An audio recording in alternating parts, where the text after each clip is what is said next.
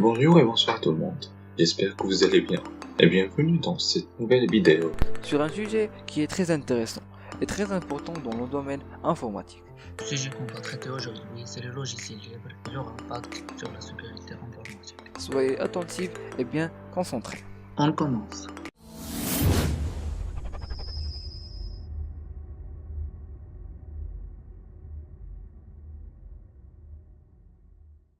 Le logiciel libre, même si on ne se rend pas forcément compte, occupe une place prépondérante dans notre société. La exploitation de notre devise nationale pour définir le logiciel libre nous vient de Richard Stallman qui n'est autre que le créateur du mouvement du logiciel libre. Je peux expliquer le logiciel libre en 3 mots. Liberté, égalité, fraternité. Liberté, parce que cela respecte la liberté des utilisateurs. Égalité, parce que tous les utilisateurs disposent des mêmes libertés et parce que personne n'a de pouvoir sur personne. Et fraternité, parce que chaque utilisateur peut collaborer et partager avec les autres utilisateurs. C'est donc l'utilisateur qui a le contrôle sur le logiciel et pas le contraire. On peut étudier son comportement et l'adapter, on peut créer et distribuer des copies, et on peut le modifier et redistribuer les versions qu'on a modifiées. En gros, le concept fondamental derrière tout ça, c'est la maîtrise et l'évolution de nos logiciels, et c'est super importante à une époque où il y a du code informatique dans tout, et en plus de ça, c'est gratuit. C'est gratuit, mais ça ne veut pas dire que tout logiciel gratuit tous les logiciels gratuits sont libres. Il existe aussi des logiciels gratuits privateurs qui ne sont pas libres. Le logiciel libre s'oppose en effet au logiciel privateur, couramment appelé logiciel propriétaire. Il est souvent produit par une entreprise qui conserve les sources cachées et qui demande une contrepartie à l'utilisateur pour accéder à son produit. Il prive l'utilisateur de différentes libertés, comme celle de savoir comment sont traitées ses données à l'intérieur. Il y a un autre point important qui différencie les deux approches, le comportement du logiciel libre et l'utilisation qui est faite des données collectées. Le fait d'avoir accès aux sources d'un logiciel libre permet de vérifier ce qu'il fait et d'être sûr qu'il n'a pas un comportement non désiré, caché dans son code, espionnage, détournement, etc. Bien, maintenant, prenons notre temps pour parler d'un exemple. Mozilla Firefox. On ne présente plus Firefox, le navigateur libre. Vous utilisez peut-être Chrome de Google, Internet Explorer ou Edge de Microsoft, Safari d'Apple et j'en passe. Si c'est votre cas, prenez le temps d'essayer Firefox. C'est l'une des productions de la Fondation Mozilla qui accorde à conserver un Internet qui est bénéficié à tous, et cela passe, entre autres, par le respect et la sécurité des utilisateurs.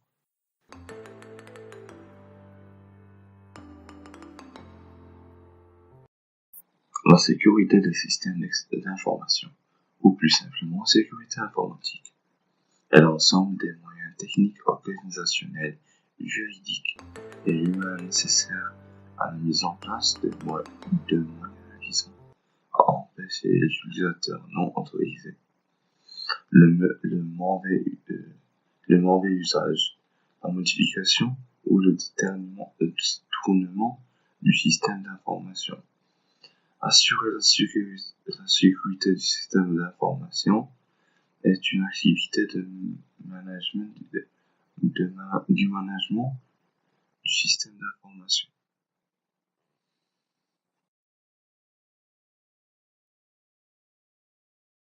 Aujourd'hui, la sécurité est un enjeu majeur pour les entreprises ainsi que pour l'ensemble des acteurs qui l'entourent. Elle n'est plus confinée uniquement au rôle de l'informaticien. Sa finalité sur le long terme est de maintenir la confiance des utilisateurs et des clients. La finalité sur le moyen terme est la cohérence de l'ensemble du système d'information. Sur le court terme, l'objectif est que chacun ait accès aux informations dont il a besoin, de non traiter SMSI et l'ISO 7 qui insiste sur integrity, availability, c'est-à-dire en français disponibilité, intégrité, confidentialité.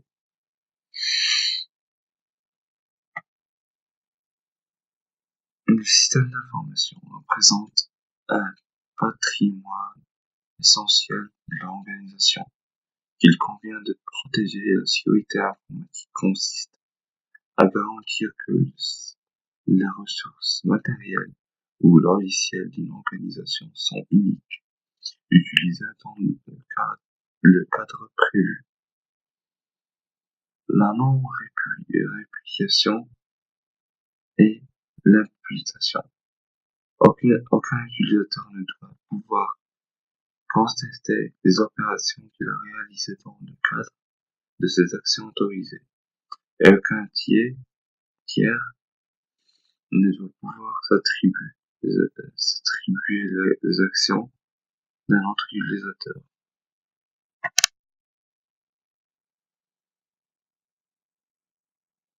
Une fois les objectifs de sécurisation déterminés, les risques pèsent sur chacun de ces éléments peuvent être estimés en fonction des menaces. Le niveau global de sécurité des systèmes d'information est défini par le niveau de la sécurité de maillon le plus faible.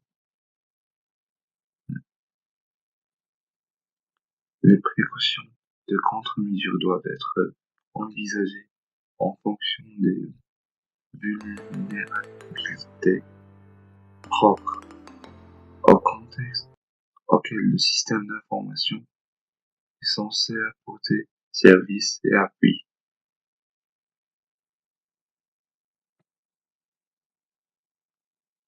Il faut pour cela estimer la gravité des conséquences au cas où le risque se réaliserait, la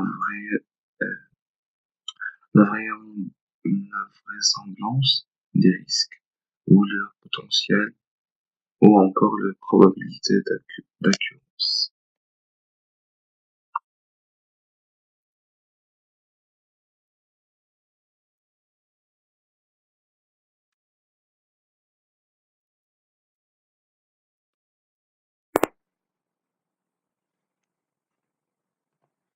Maintenant, je vais vous parler un petit peu à propos des menaces informatiques les plus courantes.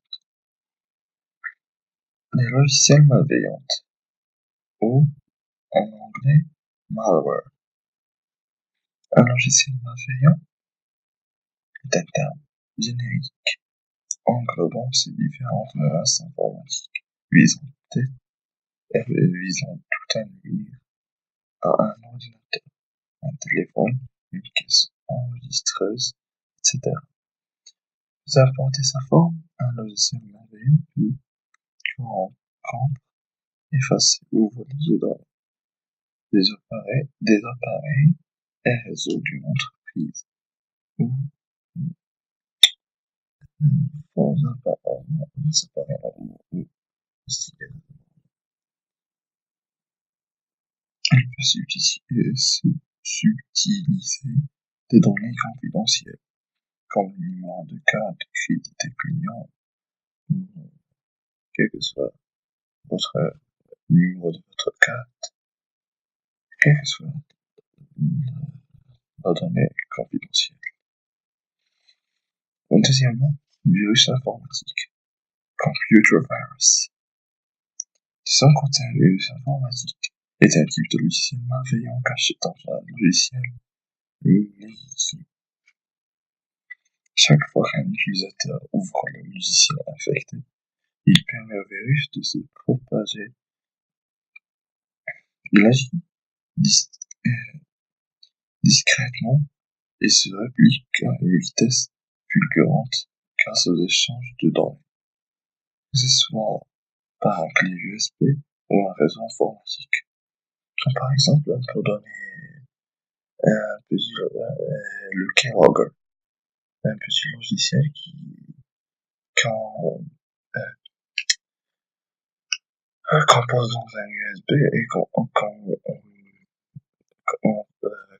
a un contact entre l'USB et le PC et votre PC, et quand vous tapez quelque chose, il sent Keylogger l'enregistre et l'envoie aux personnes qui l'avaient programmé.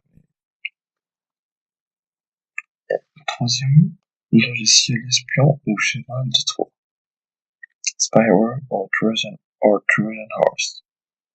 Les virus classiques ont se développé depuis une dizaine d'années à un type particulier de logiciel malveillant, le logiciel espion ou cheval de Troie. Ceci infecte silencieusement l'ordinateur grâce à une application ou apparence légitime. Une fois dans l'ordinateur, le logiciel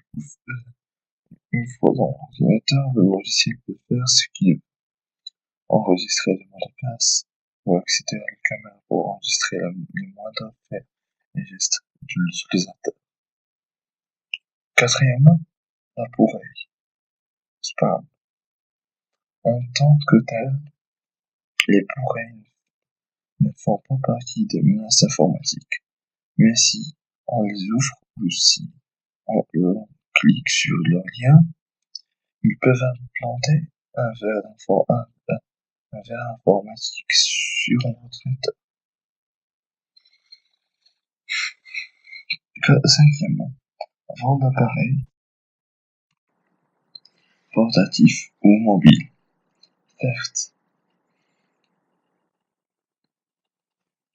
Petit et facile à transporter, les téléphones et tablettes sont particulièrement susceptibles d'être utilisés d'un sac à main ou oubliés sur un manque de métro, ouvrant ainsi la porte à d'autres menaces informatiques. Il n'est pas légalement protégé, il est facile d'extirper le contenu d'un appareil tombé entre deux mauvaises mains ou de l'utilisateur pour accéder au réseau de l'entreprise ou un normal réseau. Ceux-ci sont habituellement verrouillés que par un mot de passe de 4 chiffres. Une protection trop faible la plupart du temps. Un malfaiteur peut être simplement effacé sans contenu et revendre l'appareil sur une machine noire, jetant à la poubelle tout le travail qu'il contenait. Une perte parfois considérable pour une entreprise. Ces risques de perte et de vente sont accentués par la tendance appelée en anglais Bring Your Own Device, BYOD, BYOD, où les employés utilisent leur appareil personnel au travail. De plus, les données personnelles se mélangent aux données professionnelles, rendant les employés réfractaires à des mesures de sécurité accrues.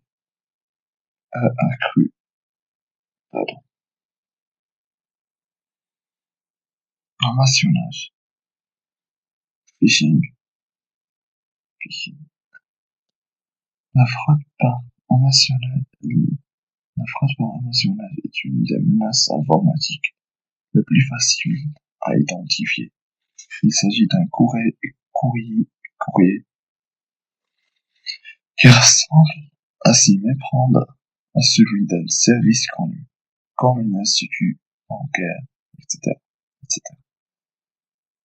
Les fraudeurs tentent d'obtenir des informations personnelles en incitant l'utilisateur à cliquer sur un lien, par exemple pour vérifier l'identification d'un compte de carte crédit.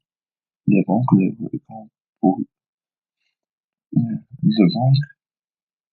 ne répètent partout jamais une demande de renseignements personnels à leurs clients de cette manière.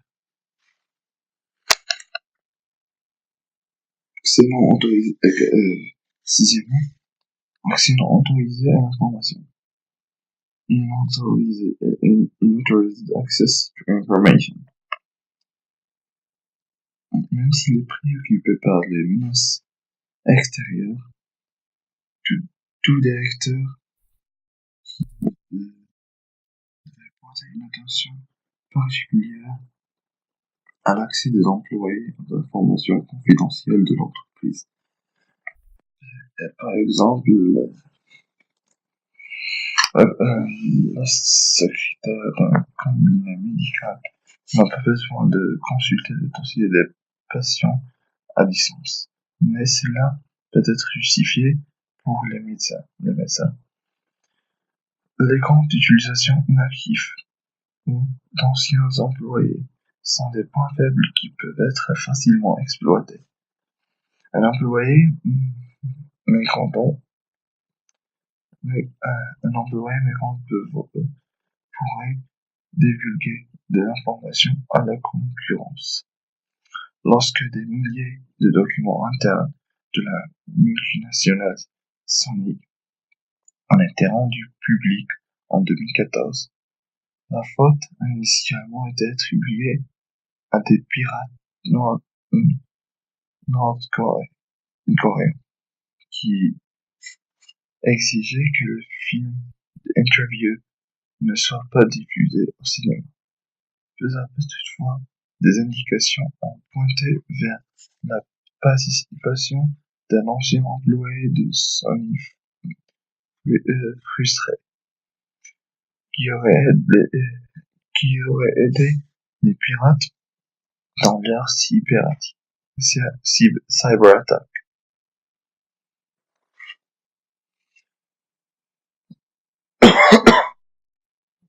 Deuxième partie ayant accès au réseau et système de l'entreprise a corrompu le potentiel de brèches informatiques, car peut-être eux utilisent des pratiques de sécurité optimales, se connectent le plus souvent à distance, rendant le réseau vulnérable à ces points d'accès.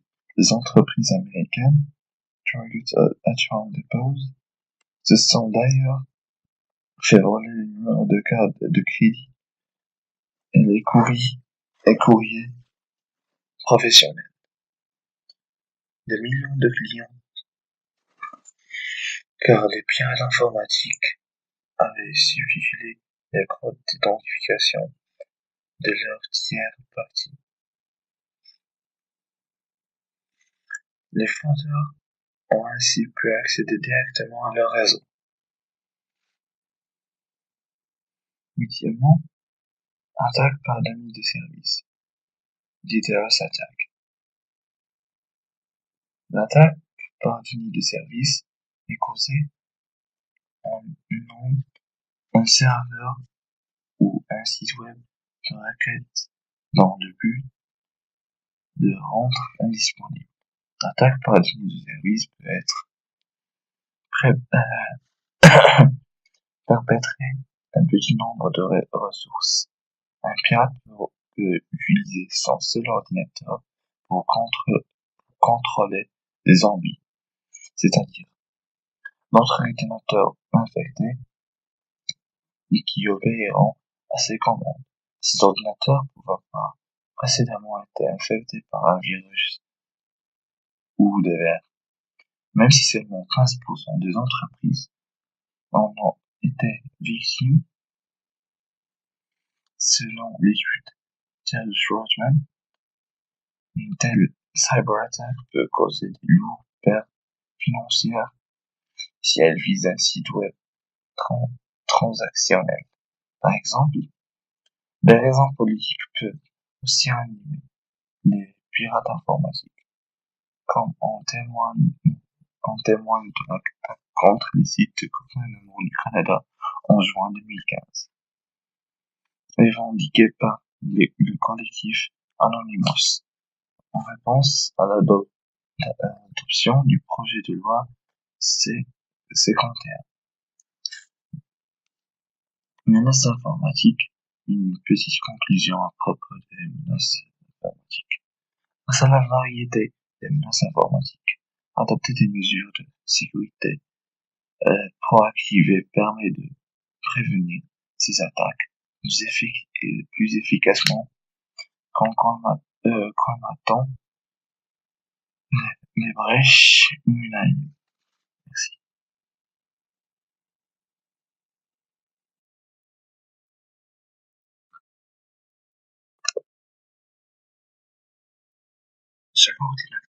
Chaque ordinateur connecté à Internet et d'une manière plus générale n'importe quel réseau informatique est susceptible d'être victime d'une attaque d'un pirate informatique.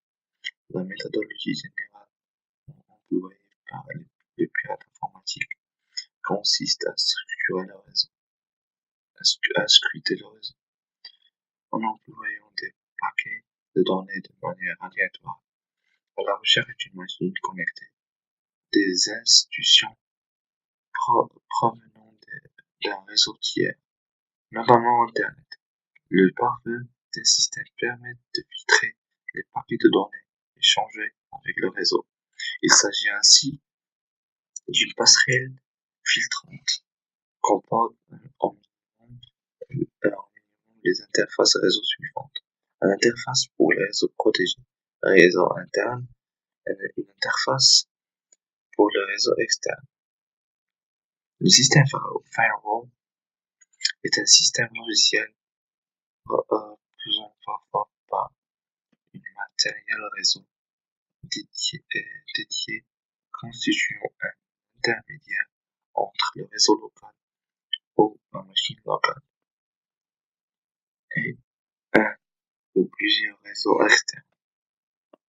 Il est possible de mettre un système pare-feu sur n'importe quelle machine et avec n'importe quel système pourvu que la machine soit suffisamment puissante pour traiter le trafic, le système soit sécurisé. Aussi autres services que le service de filtrage de paquets ne fonctionnent sur le serveur. Dans le cas où le système est fourni dans une boîte noire, clé en main ou utilise terme d'appliance. Le fonctionnement d'un système pare-feu. Un système pare-feu contient un ensemble de règles prédéfinies permettant d'autoriser la connexion, alors, ou de bloquer la connexion, deny, de rejeter la demande de connexion sans avertir l'émetteur, drop. L'ensemble de ces règles permet de mettre en œuvre une méthode de filtrage dépendant de la politique de sécurité adoptée par l'entité. On distingue habituellement deux types de politiques de sécurité permettent soit d'autoriser uniquement les communications ayant être explicitement autorisées, c'est le principe du moindre privilège, soit d'empêcher les échanges qui ont été explicitement interdits. La première méthode est sans nul doute la plus sûre, mais elle impose toutefois une définition précise et contraignante des besoins en communication. Le filtrage simple du paquet, un système pare-feu, fonctionne sur le principe de filtrage simple de paquet. En anglais, Stateless Packet Filtering. Il analyse les en-têtes de chaque paquet de données, datagram, échangé entre une machine de réseau interne et une machine extérieure. Ainsi, les paquets de données échangés entre une machine du réseau extérieur et une machine de réseau interne transistent transite par, par le pare-feu et possède les en-têtes suivants, systématiquement analysés par les firewalls. L'adresse IP de la machine émettrice, adresse IP de la machine réceptrice du type du paquet TCP, UDP, etc. Numéro de port, appel. Un port est un numéro associé à un service ou une application réseau. Les adresses IP contenues dans les paquets permettent d'identifier la machine émettrice et la machine cible, tandis que le type de paquet et le numéro de port donnent une indication sur le type de service utilisé.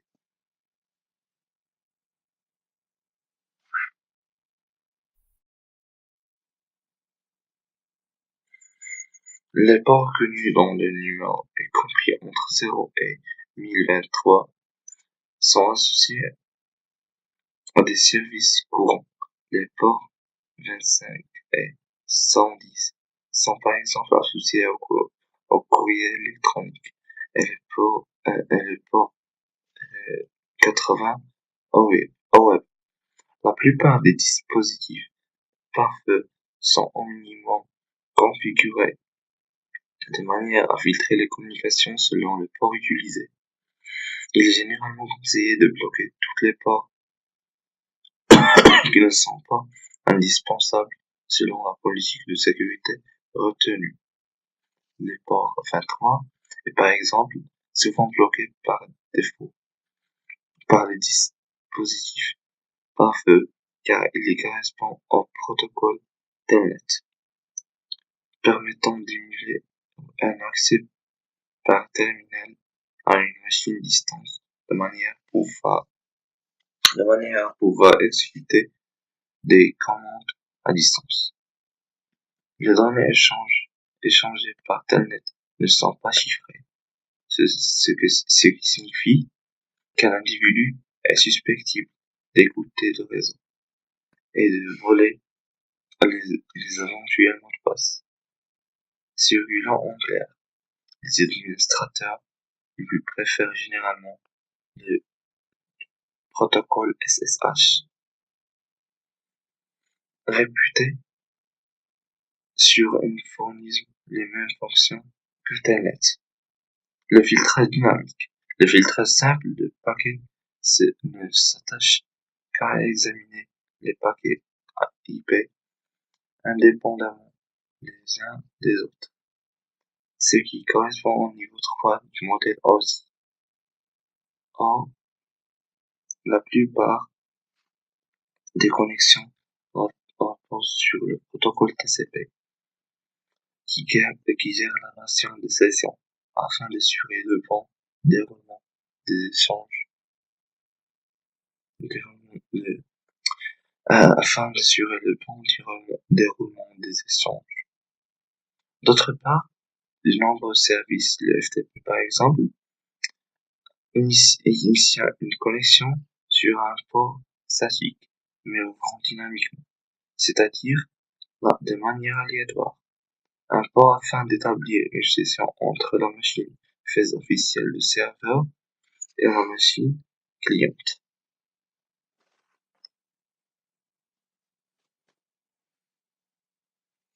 Ainsi, il est impossible avec un filtrage simple de paquets de prévoir des ports à laisser passer ou à interdire.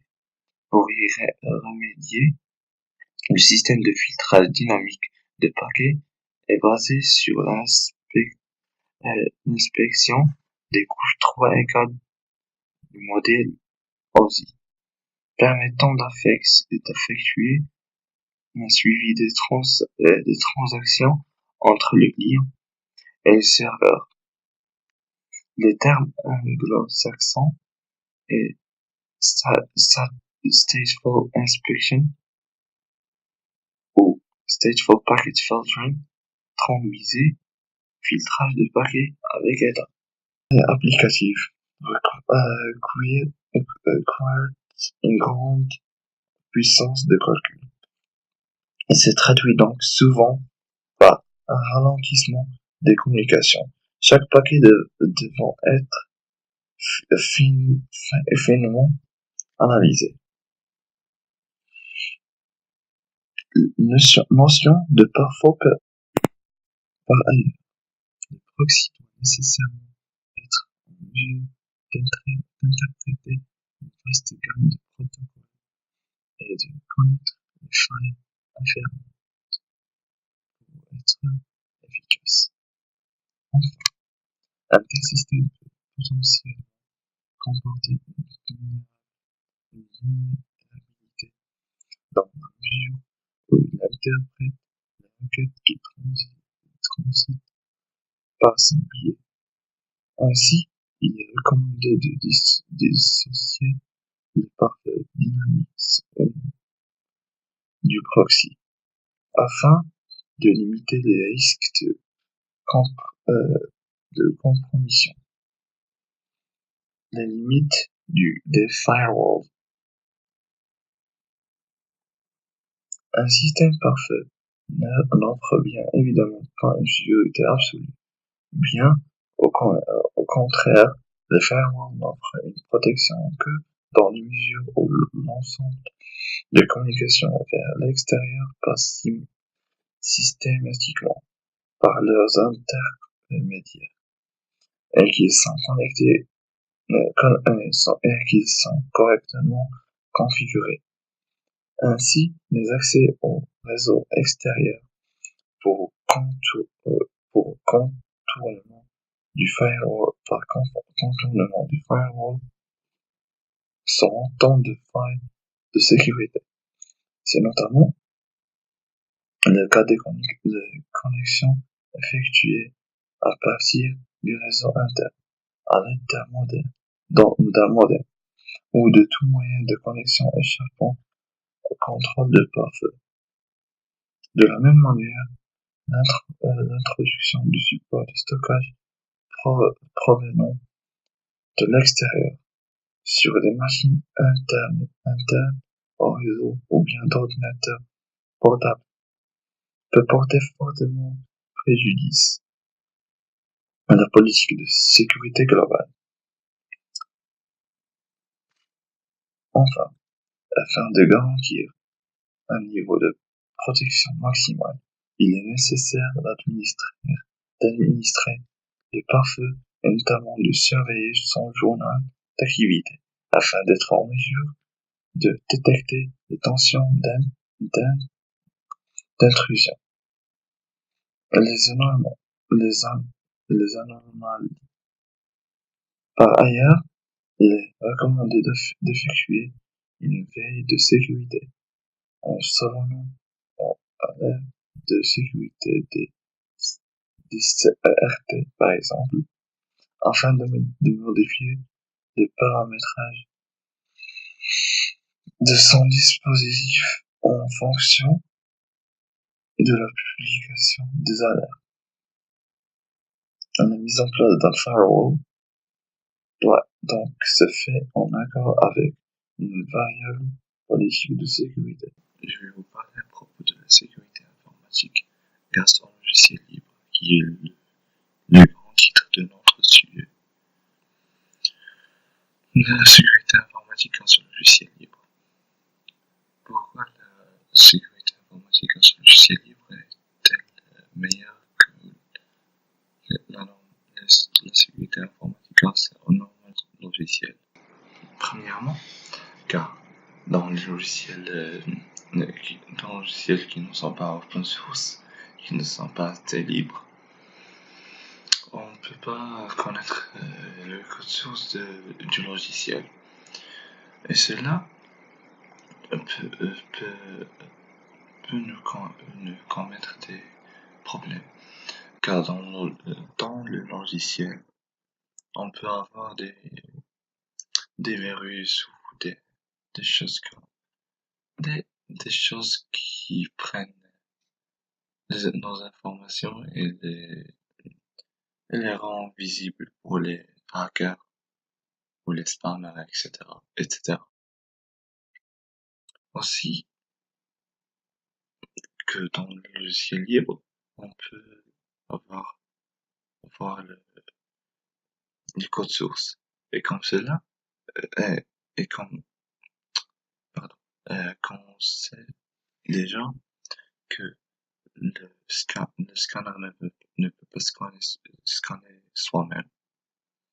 Donc, le, un logiciel de sécurité ne peut pas sécuriser lui-même.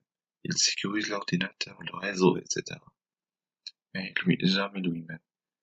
Quand on a un logiciel qui est libre, qui est open source, on peut soit être sûr qu'il est sécurisé par voir son code source. Mais aussi on peut enlever les choses qui le rendent moins sécurisé. Ou on peut aussi lui rendre plus sécurisé. Voilà, voilà les choses qui est important à propos de la sécurité informatique grâce au logiciel libre.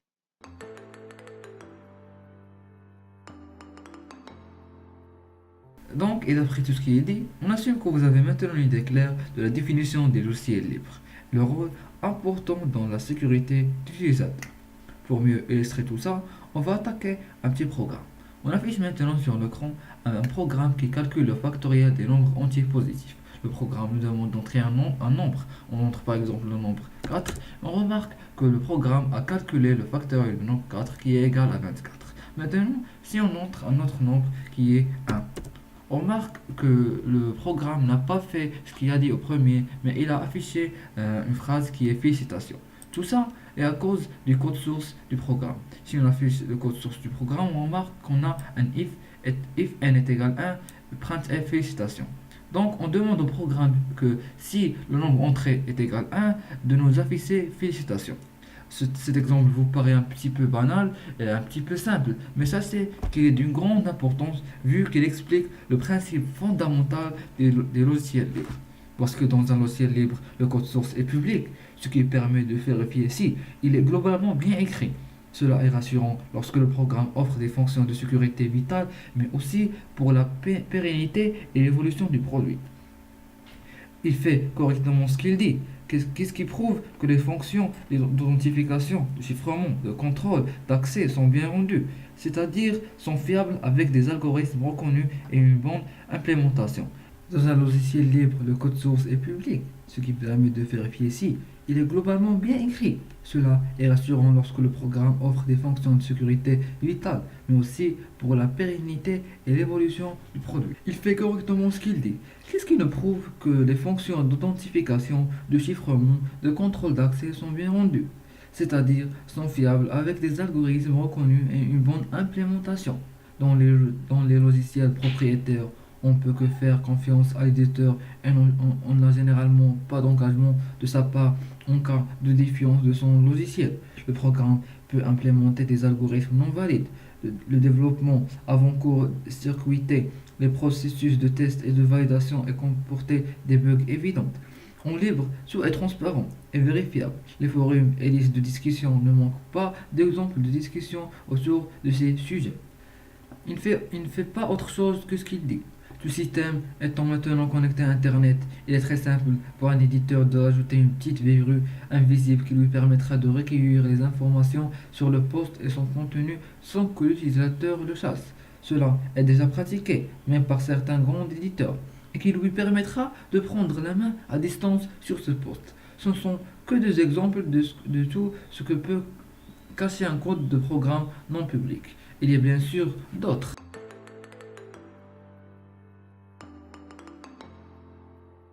Donc, et dans le cadre de la sécurité informatique, grâce aux logiciels libres, on trouve plusieurs logiciels, open source bien sûr, qui ont un rôle quasi important en matière de sécurité informatique et d'analyse de paquets. Un analyseur de paquets est un logiciel pouvant lire ou enregistrer des données transitant par le biais d'un réseau local non commité. Il permet de capturer chaque paquet de flux de données traversant le réseau, voire décoder les paquets de données brutes, afficher les valeurs des divers champs du paquet et analyser leur contenu conformément aux spécifications du RVC appropriées.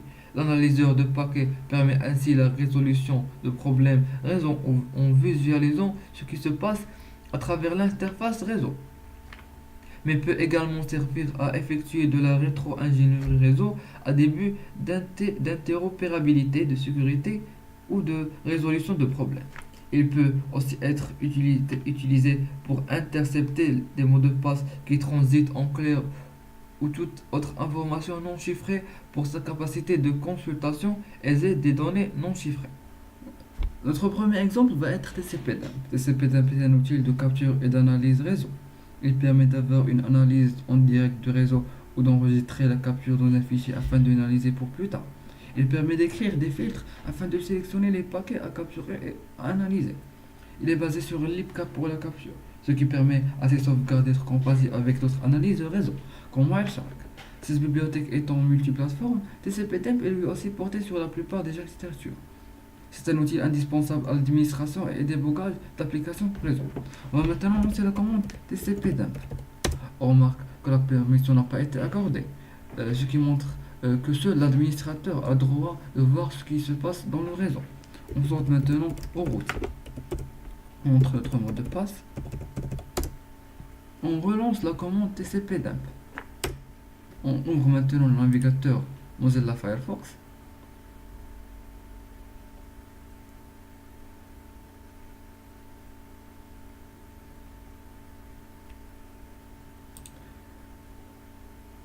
Et on remarque maintenant que la commande TCP/DIMP analyse le réseau. On fait un CTRL-C pour sortir. Et maintenant, attaquons une présentation d'une capture. Comme on a dit, ceci est la présentation d'une capture de la commande TCP/DIMP. On va maintenant détailler la ligne bleue champ à champ.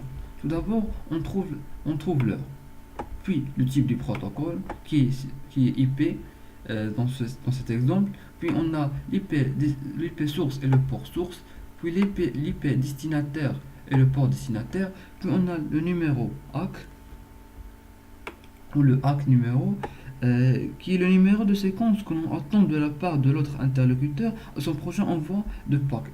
Puis on trouve le WIN numéro qui est le numéro qui représente la taille de la fenêtre TCP. Et au final, on a des options, comme des options TCP portées par le paquet. Ici, on a seulement le timestamp. Les trois dernières lignes représentent, on a ici 11 paquets capturés. C'est le nombre de paquets que TCP/DIMP a reçu de l'host et a traité. Puis on a 22 paquets reçus. C'est le nombre de paquets qui ont été capturés car ils correspondent au filtre. Cela ne signifie pas qu'ils ont été traités par TCP/DIMP. Et 0 paquet dropped by kernel, les paquets qui n'ont pas été capturés par l'host car il n'y avait pas assez de place dans son buffer de réception.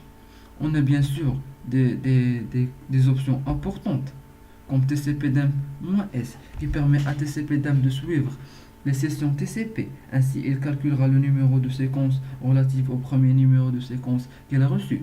Cette option a un contre-coup. Elle fait consommer de la mémoire afin de sauvegarder les informations sur la session en cours. Donc, ne vous étonnez pas de voir la RAM prise par TCP/DIMP grossir si cette option est activée. On a ensuite TCP/DIMP-P. Dit à TCP/DIMP de ne pas passer l'interface en mode promiscuous. Alors celui-ci ne pourra capturer que les paquets qui sont adressés à la machine qui capture. Il n'analysera pas les autres paquets qui peuvent passer sur le câble. Notez que cela peut permettre d'échapper aux outils de détection de sniffer qui essaient de savoir si une machine de réseau possède une interface en mode promiscuous par différentes techniques. Mais cela fait de par la même occasion perdre une partie de l'intérêt de sniffer. Puis on a le commande TCP/DIMP-N.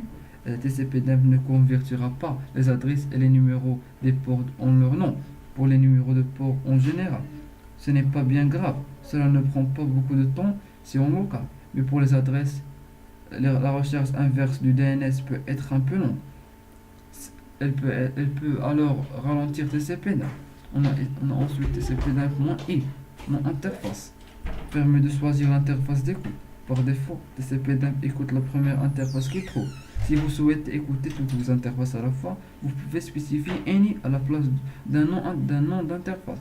Cela aura par effet d'écouter toutes vos interfaces. Sous GNU Linux, ipconfig -a vous affiche toutes les interfaces réseau de votre machine. On a ensuite TCP/Dump-S, taille de la capture. La taille de la fenêtre de capture, c'est la taille maximale qui pourra faire un paquet capturé.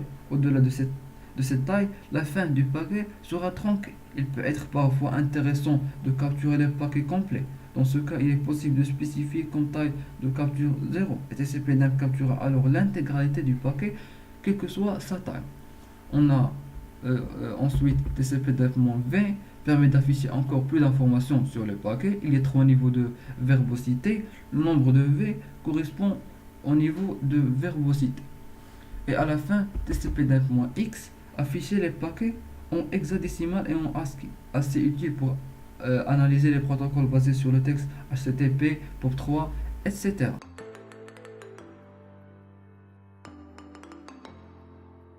Les systèmes d'exploitation GNU Linux sont en général considérés comme très bien protégés, mais pas totalement immunisés.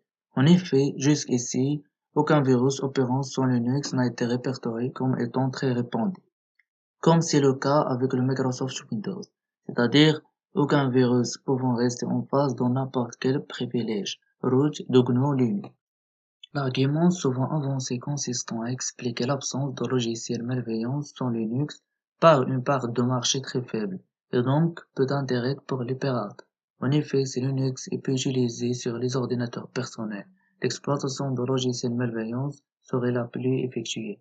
On va voir deux petits outils de sécuriser pour éviter tous les problèmes et que vous précisez de bons effets de votre ordinateur dans ces deux systèmes Linux et le Windows. Un tutoriel sous Kali Linux. Sur le thème de la sécurité, nous allons voir un petit outil qui se nomme Linux. Linux ne s'occupe pas de recherche des virus, des malwares ou je ne sais quoi. C'est un auditeur de sécurité, c'est-à-dire qu'elle va détecter et passer au crible votre configuration, votre ordinateur au complet afin de vous sortir un rapport détaillé sur les améliorations que vous pourrez apporter à votre ordinateur pour éviter de futurs problèmes de sécurité. Alors Linux est par défaut inclus à Kali Linux, dans sa version bien sûr complète. Donc Linux fait partie des dépôts. Vous pouvez taper sudo apt installer Linux s'il n'est pas présent. Ensuite, davantage de ce petit utilitaire, c'est qu'elle est également disponible sous toutes les distributions Linux. Donc vous pouvez très bien le lancer sur n'importe quelle machine. Donc on disait il est inclus dans les dépôts par défaut. N'oubliez pas de mettre à jour avec apt update afin d'avoir la dernière version. La dernière version c'est 2.6.2,1. Donc on les cherche quelque temps, on le voit déjà à l'écran, ce sera synthétisé à la fin. Nous avons la version actuelle 2.6.2. Donc la version dernière c'est 2.7.3. Donc et la suivante nous avons quand même plus de 4 mois elle est relativement récente malgré tout, ce n'est pas un petit peu comme un antivirus. C'est régulièrement mis à jour pour nous permettre d'avoir les derniers conseils disponibles. Donc on peut à partir de la soirée, c'est sur cette version. Si l'on veut avoir la dernière version, ce que nous allons faire en deux options. La première, de télécharger sur le site de sysophie.com/ns. Comme cela finisse la source de logiciel, le pouvoir de configurer et compiler, ou alors la version la plus simple et surtout la plus pérenne, et installer les dépôts de Linux, afin de mettre à jour Linux à chaque fois que vous mettez à jour votre distribution. Pour cela, on va ouvrir un navigateur, ce que j'ai déjà fait, et on va se rendre à la page ouverte ici, https packages.sysophie.com. On se rend, je vais me remettre au début, on se rend ici dans la partie Kali Linux. Si c'est votre cas, sinon bien sûr choisissez votre ligne dans un premier temps. Donc c'est normal que ce soit dans la partie de bien au binto. C'est la même famille, donc il faut déjà rajouter la clé pour faire fonctionner le dépôt. On active la clé, voilà la clé est réceptionnée. Et ensuite, il faut ajouter, on fait que les copier-coller, il faut ajouter apt un transport HTTPS, car les dépenses sont sous ce protocole. Ça prend 2 secondes, ça installe. Voilà, et enfin la dernière partie qui va arriver, on retourne ici et vous voyez le dernier, c'est il faut rajouter le dépôt, c'est-à-dire qu'on va rajouter un petit fichier qui va contenir la ligne avec le nom de paquet à récupérer. Donc on fait un copier-coller de cette commande. Alors la commande est très simple. On va pas réduire pour avoir un fond, on va remettre en haut, on va faire ça. Alors donc j'ai fait mon copier-coller tout simplement. Qu'est-ce qu'on nous dit la commande echo, c'est-à-dire que echo nous permet d'afficher un texte. Donc on fait echo la ligne de paquet ajouté. Donc c'est un paquet de 2 biens. On a l'URL, on a ensuite la version doute, la version stable et main. Le petit plus grand que nous dit qu'on met cette phrase dans le fichier qui est fichier dans slash etc slash apt slash source.list.d slash isophilinis.list. Alors, on pourrait aussi très bien le mettre directement dans le source .list à la main, c'est exactement pareil, ça nous permet juste ici de structurer notre dépôt, donc on va laisser cette phrase, il n'y a aucune sortie de caractère si tu fais un normal. Maintenant, on fait apt update, tout simplement pour prendre en compte les nouveaux dépôts que l'on vient d'ajouter. Donc, la partie qui est ici en HTTPS, si vous n'avez pas mis le paquet précédent, apt HTTPS transport, vous aurez une erreur comme quoi il n'a pas pu récupérer le dépôt. Donc, on voit que le dépôt est bien ajouté et bien pris en compte. Donc, je mets un apt install linux, je revalide et avant qu'elle parte en trop vite, on voit qu'elle a récupéré la version ici, la version 2.4.8-1, qui nous installe la toute dernière version. Donc voilà, nous avons Linux, ce qui est maintenant à jour et prêt. À partir d'un premier temps, pour les curieux, on tape uniquement le nom de programme Linux et entrer à partir de là, tu remontres un peu, on voit toutes les commandes sont disponibles. Et ainsi que bien sûr leur description. Donc bien sûr aujourd'hui on va pas que creuser en profondeur toutes les options possibles. On va partir sur un audit simple. Donc l'audit simple va nous servir à quoi on a vu tout à l'heure à, on va dire, débusquer tous les petits problèmes de sécurité sur son ordinateur. Donc, on va lancer l'audit, tout simplement, comptable, audit système, Linux. À partir de là, une fois que je vais valider Linux, va se mettre à scanner l'ordinateur. C'est-à-dire va dans un premier temps regarder où il est, sur quelle machine, sur quel type de machine, ce qui est installé sur la machine, et à partir de là, il va commencer à chercher les failles. On valide parce que ça prend un peu de temps et va remontrer voilà pour aller doucement, pour aller à son rythme. Donc on voit que au départ, on a l'initialisation du programme, c'est-à-dire qu'il nous met les chemins de rapport futur une fois que ce sera terminé. Et enfin, elle commence à regarder où il est, ce qu'il a à faire. À chaque fois, vous avez de vert, de blanc, de rouge ou de jaune. C'est assez simple, on se doute. Le rouge est bien sûr généralement une erreur. Alors après, c'est pas parce qu'il est Nice vous dites qu'il y a un problème, que c'est forcément un grand problème et que vous avez obligatoirement à le résoudre. Ce sont que des suggestions d'amélioration de sécurité. Donc, à chaque fois, il regarde où il est et ce qu'il y a à faire. Donc, on va se rendre tout simplement en bas, voir le résultat s'il a déjà fiché. S'il a déjà terminé, alors est-ce qu'il a terminé? Il a fini. Ce qui est intéressant, c'est qu'on a également un rapport plus détaillé qui est disponible dans varlog. Alors je tape cd/var/log et après je tape ls-l grep-linis. On a ces deux fichiers linis.log et linis.report.dat qui est le fichier de sortie de scan complet. C'est-à-dire que tout est marqué devant chaque recherche, chaque validation. Donc, c'est un outil intéressant qui peut nous permettre sur des serveurs en production d'extraire des petites files, mais qui permettent vraiment de sécuriser votre machine au maximum. Donc, Linux permet de déceler des rootkits et pas à lancer tous les jours. C'est vraiment un audit à faire. On va dire une fois par mois, c'est pas quelque chose que vous mettez en tâche planifiée par exemple. C'est vraiment un outil pour renforcer votre sécurité et donc avoir des idées et des suggestions à appliquer. Voilà le premier tuto se terminé. Donc c'était vraiment les bases. C'est vraiment le début d'utilisation de cet outil. Donc à vous d'approfondir avec toutes les options qui sont disponibles afin de sécuriser au mieux votre machine.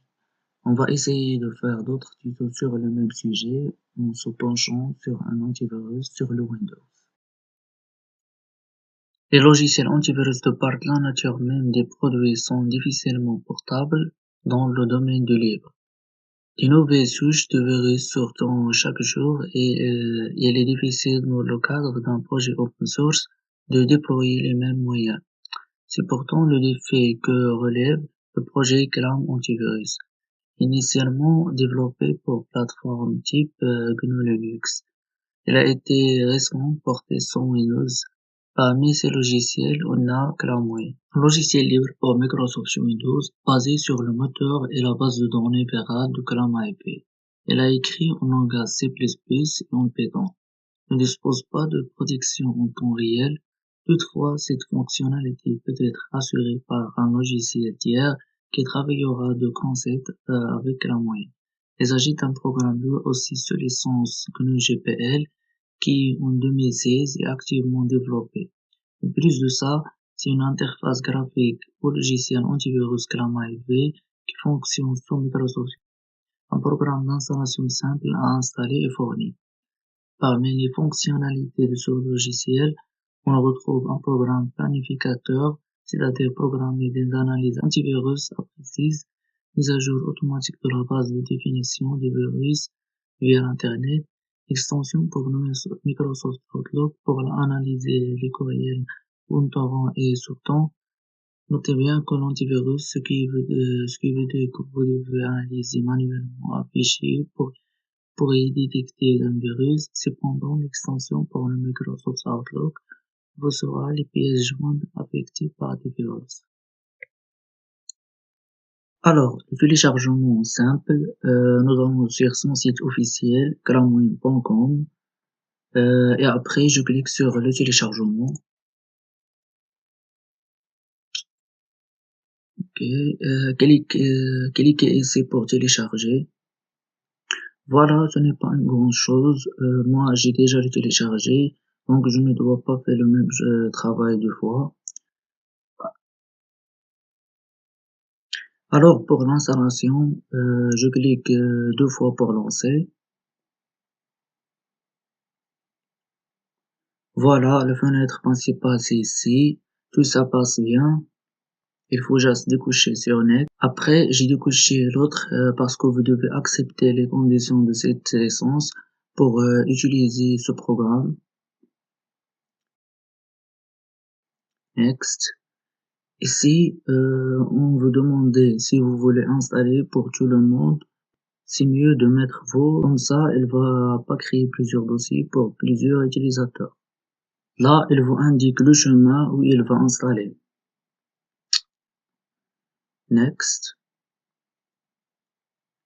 Là, vous pouvez regarder vite fait. Normalement, il n'y a rien, mais parfois, il y a des petites choses à régler. Voilà, et après, installer. Elle prend un peu de secondes pour l'installer.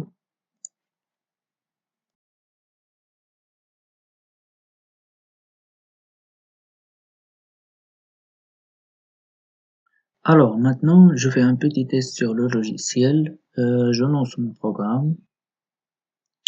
Dans la fenêtre principale, on trouve une barre de menu, une barre d'outils contenant 4 icônes concernant la définition de ce programme-là, une fenêtre de sélection des lectures, dossiers et ou fichiers à scanner.